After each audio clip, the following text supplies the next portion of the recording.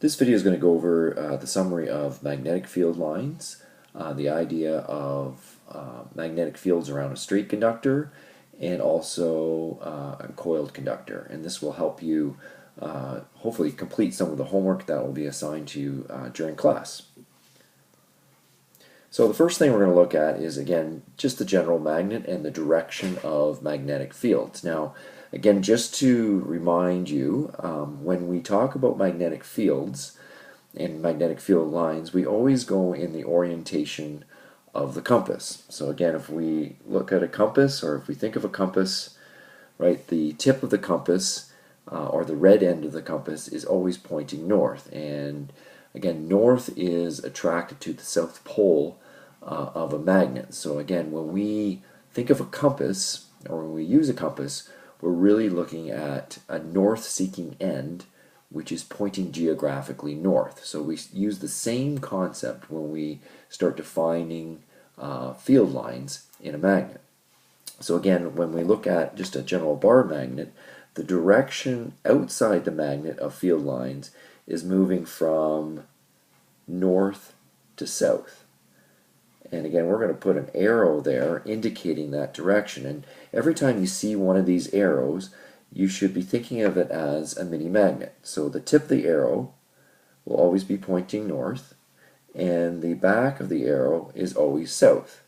And it wouldn't matter if we drew a number of these arrows, we would still have these series of magnets going through, each indicating north as the tip and the tail or the end of it as south. So again, the motion of, or the direction the magnetic field lines move outside a bar magnet is moving from north to south. And again, it's because the north end of a compass is seeking the south end of the magnet. So we would have that on both sides of the magnet, and we would indicate that again by an arrow. And again, you just have to draw one arrow. You don't have to draw a number of arrows, just indicating that direction. Now, this loop, so if I was to draw another line, this loop continues all the way across, and then you want to think of it as it continuing through the magnet and then back out again. And so inside the magnet, we would say that you're moving from south to north. And that would be the continuation of that magnetic field line. Outside, we're moving north to south, and inside the magnet, we're moving south to north. And that will be a convention that is used in all the magnetism that we discuss in this unit. Now, if we have the interaction of two magnets, this is going to look, again, very similar to electric field lines. And again, when we look at two magnets interacting, in this case, we are going to have a north and a north. This is going to cause repulsive forces. So again, if we draw our magnetic field lines, what will happen is the magnetic field line will move out, and then again it's curling back because it's seeking that south end of the magnet. The same thing's going to happen to the other bar magnet, and it's going to curl and go back to the south end of the magnet. And we would see a series of these lines indicating the direction of that magnetic field, and what we would get is a space, and that space between the two magnets would be a little bit of a gap. And that gap is where there is a repulsive force. So again, if you think of using a spring, if you're going to push that spring together, you're pushing those individual coils together. In this case, these coils, or these magnetic field lines, can't touch.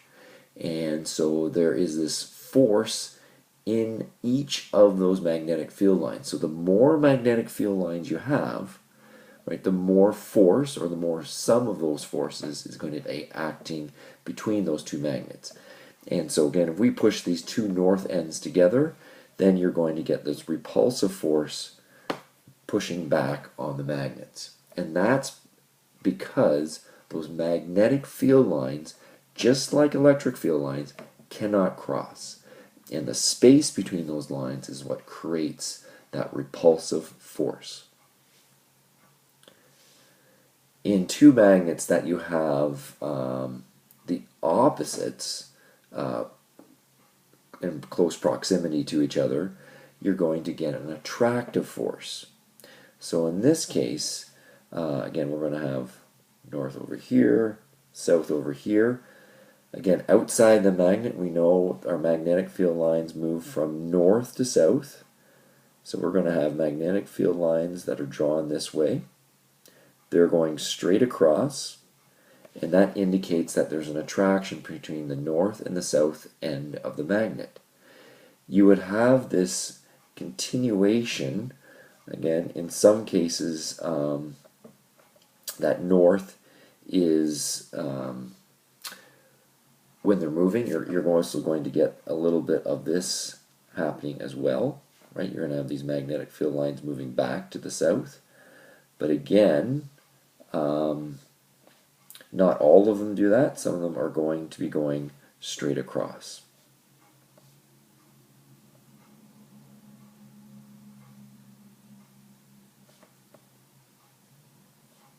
So you still get that formation on the outside. However, on the inside or between these magnets, you're going to get these straight lines, and that would be indicative of an attractive force. Again, these patterns can be outlined by iron filings, because iron filings are ferromagnetic and they can follow those magnetic field lines. Right? So that's magnetic field lines in general, and again, always driven by a compass direction. Now, we're going to look at Oersted's principle and or Oersted's discovery, and that's looking at straight conductors. And really, this whole principle was discovered by accident. And when we looked at Oersted, he was actually trying to look at the impact of varying levels of current. And what he found is when he turned the current on in his lab, the compasses in his room would also change as well. And so then he started connecting the idea that maybe when current is created or current moves through a conductor, it also creates a magnetic field. So then he started playing around with the compasses and the conductors at the same time and seeing if he could see a pattern. And for sure enough, he did, and he came up with what's called the right-hand rule. And the right-hand rule indicates the direction of the magnetic field in a straight conductor.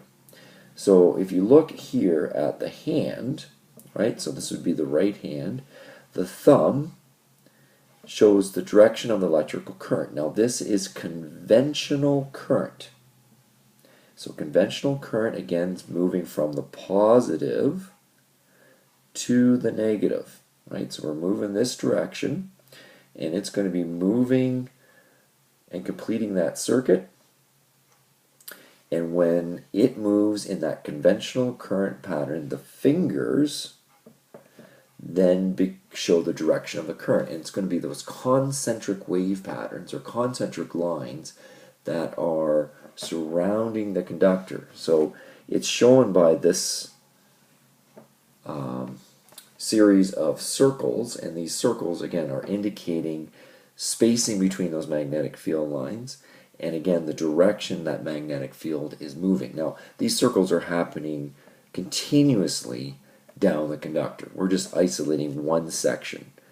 And again, if you look at the arrow here and you blow that up, again the arrow indicates north, right? The tip of the arrow indicates north, and the tail of the arrow represents south. So again, when we draw these arrows on these circles, it indicates a little mini magnet. And so the tips of your finger show the north end of the magnet. So it always shows the direction that the magnet would be, or sorry, the compass, which is a magnet, would be pointed towards to indicate its geographic location.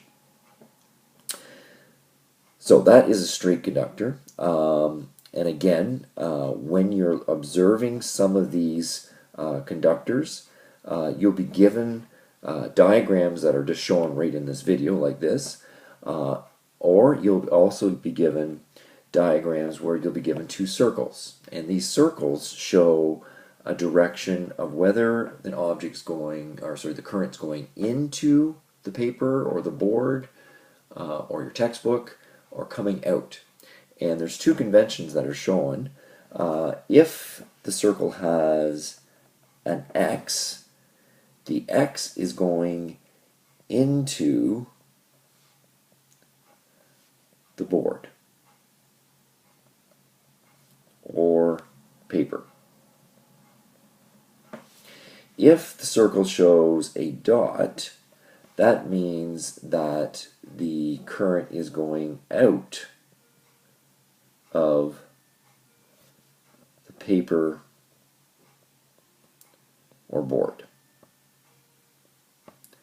Now, questions that will use this type of setup will ask you, okay, well, what direction is the magnetic field moving around these? So if we take a look at, say, the dot here, so take this one here, well, it's going into the board. So what you would do is you're going to, sorry, that's not going into the board, that's coming out of the board, sorry. You're going to have your thumb coming out of the page, right, or out of the screen that you're looking at right now, or out of your textbook, whatever your reference is. And because your thumb, if you can take your thumb and just point it upwards, you can see that your fingers are going to be moving this direction. And so you're going to put an arrow indicating the direction of the magnetic field. So again, that would be thumb coming out, and again, the thumb would show the direction of the current, so the current's coming out of the page or the screen, and the fingers again show the direction of that magnetic field, or that compass direction, or that north-seeking direction of that compass. And again, this would be your north end, and this is going to be your south end. The X is going into the board. So now you're going to push your thumb, or put your thumb in the direction of the screen, or the paper, or the textbook, and you're actually going to be pushing your thumb into the paper, and then you'll see that your fingers are pointing now this direction. And so your magnetic field is going the opposite direction that it was when it was coming out of the page or of the board. So again, this is how you show it from a diagram, kind of a cross-sectional area. One thing to note here, and that's something that you should be picking up on the idea of a straight conductor, as soon as you change the direction of the current, you change the direction of the magnetic field. So it's very important that you know the direction in terms of the conventional current, and you're using your right hand when you're using the idea of conventional current to determine what direction that magnetic field is actually traveling. Now, the next one, or the last one, is looking at the right-hand rule for a solenoid. Now, a solenoid is just a fancy term for a coil. So this is taking wire and just really wrapping it around kind of a cylinder or cylindrical object, much like if you wrapped string around a nail, or you wrapped, probably at some point you tried to make an electromagnet and you might have wrapped wire around a nail, right? Those are coils, or what's referred to as a solenoid. And so a solenoid is really just a series of straight conductors coiled up. So remember that each wire here, so this is just one continuous wire, this wire itself, right, as the current's moving through it, that wire is a straight conductor that's now just being twisted around. So current's moving through this conductor, and so remember, as it's moving through that conductor, you're going to have, right, that circular magnetic field. What happens when you have that circular magnetic field and you coil it like it's in this picture, you're now kind of adding all those wires together. So you're having every magnetic field that's going around every loop that's shown in here going the same way. It's really multiplying the magnetic effect. So, because of that, we then can predict a north and a south end of a coil. And you can actually make a kind of bar magnet in the air with a coil. So, in this right-hand rule, now your fingers are the direction of conventional current. So again, if you look at how this wire is looped around, you'll see that we're going from the direction of the conventional current is going this way. So across the top, we have the direction of the current, and the direction of the current is going over the top, and so our fingers are indicating that direction. Once we have our fingers located in the direction of the